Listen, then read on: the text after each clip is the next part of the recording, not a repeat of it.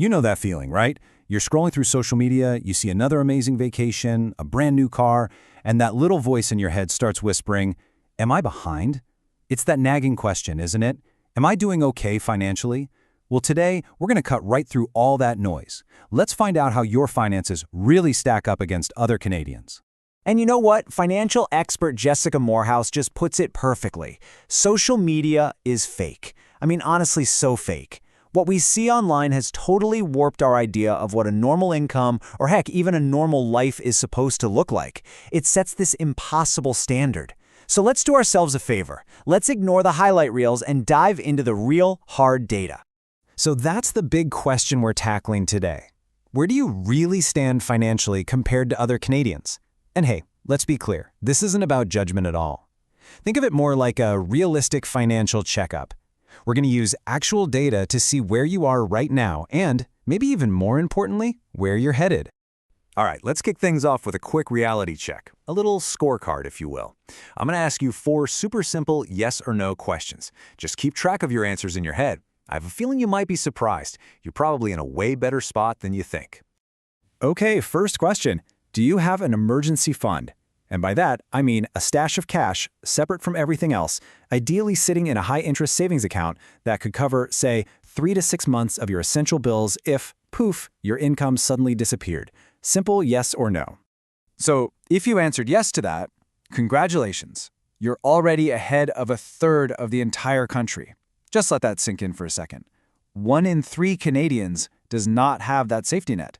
So having one, that's a huge, huge win. And that's the first sign you're doing great. Question number 2. And hey, be honest with yourself here. Do you carry any consumer debt?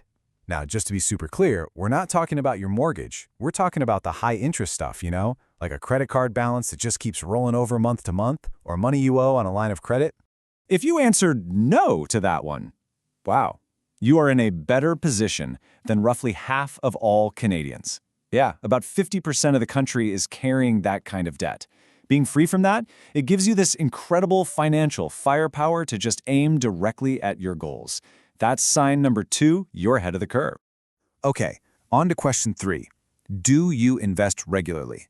This doesn't mean you have to be some kind of stock market wizard, okay? It just means, do you consistently put money away, even if it's small amounts, into your investments every year? Things like your RSP or your TFSA. And if that's a yes for you, you are officially in the minority. Think about this. Only about 48% of Canadians actually contribute to their investments each year. That means more than half the country is not actively putting their money to work for them. So if you are, that is a massive advantage. That's sign number 3. And last but not least, question number 4. Now, this one might not feel like a straight-up money question, but trust me, it's a huge sign of financial maturity. Do you have a will? Seriously, if you have anyone depending on you or any assets at all, a house, some investments, this is absolutely crucial. It's such a simple step, but it puts you way ahead. Over half of Canadians don't have a will, so if you do, you are literally more prepared than the majority of the country. So, how'd you do? Did you get all 4?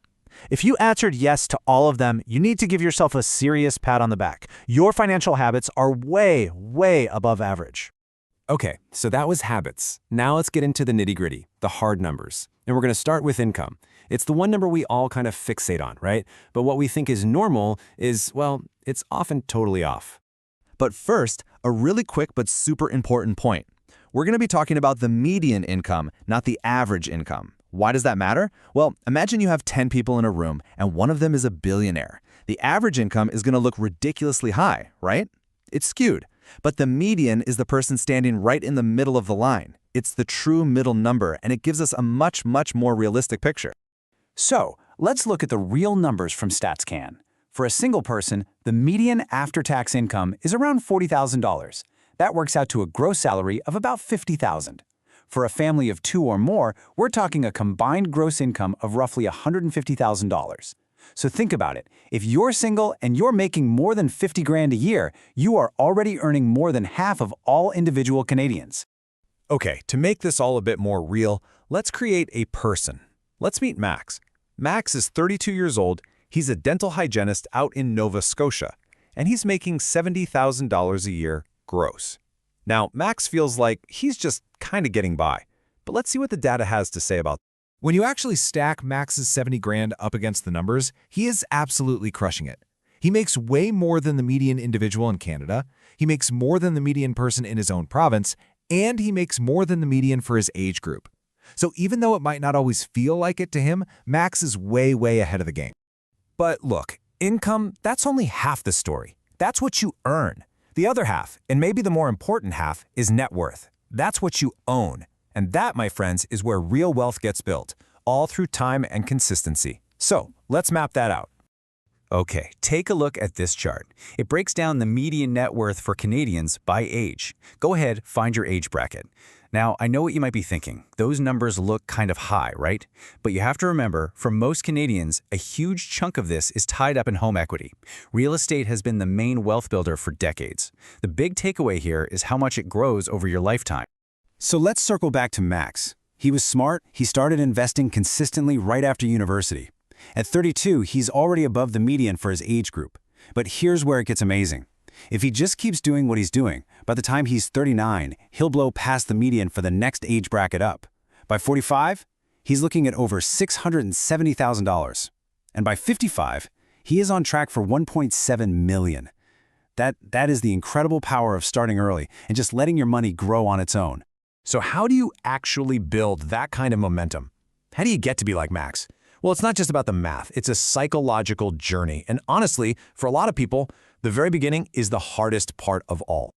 There's this quote from Rose Hahn that I just love. She says, "The road to hitting a zero net worth was actually the hardest thing to do." And that is so profound. Think about it. If you're starting out in debt, that long, hard fight just to get back to zero, where your assets finally balance out your debts, that is the toughest battle you will ever face. It's just a grueling uphill climb.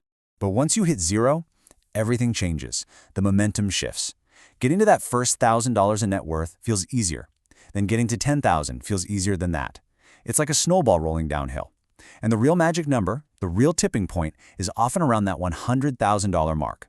That's when compound interest, your money making its own money, really starts to kick in.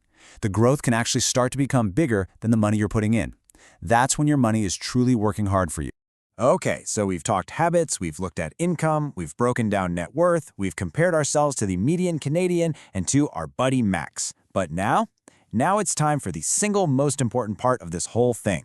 Because at the end of the day, all these numbers, all these medians and benchmarks, they're useful for sure. They give us perspective, but they are not the whole story. They aren't the definition of success. See, the only benchmark that really truly matters is the one you set for yourself. Don't get caught in the trap of chasing someone else's dream. Instead, you've got to ask yourself, what do I want out of life? What's actually important to me? And how can I use my money as a tool to build that specific life? You get to define what success looks like. So, what's your goal?